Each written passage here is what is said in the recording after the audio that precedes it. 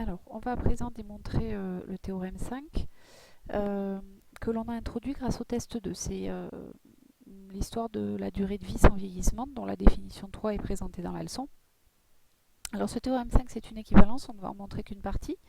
Le théorème dit que les variables aléatoires qui suivent la loi exponentielle sont les seules variables aléatoires positives sans mémoire, à part la loi quasi certaine de paramètre 0.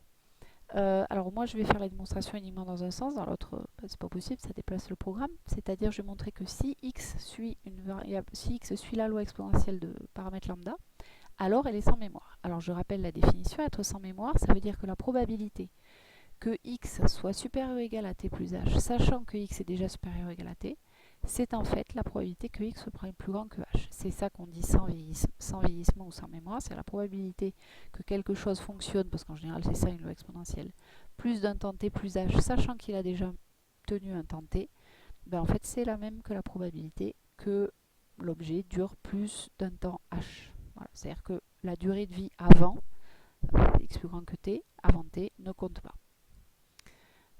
Alors, pour faire cette démonstration, on va en fait refaire exactement comme on a fait dans le calcul de la question 3 du test 2.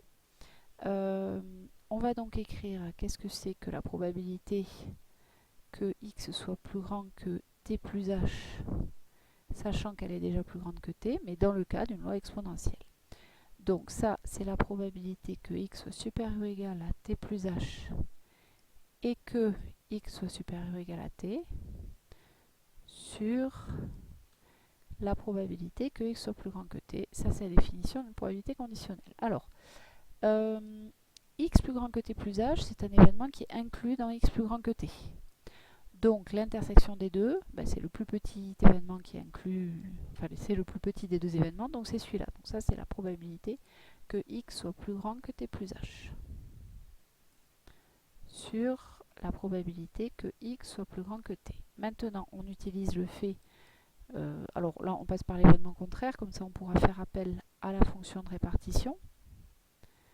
Donc sur 1 moins p de x inférieur ou égal à t.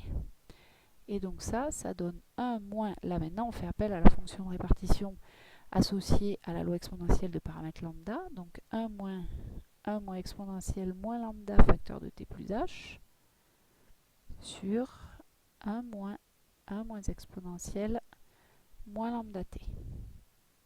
Donc ça fait exponentielle moins lambda t moins lambda h sur exponentielle moins lambda t. Donc il reste exponentielle moins lambda h.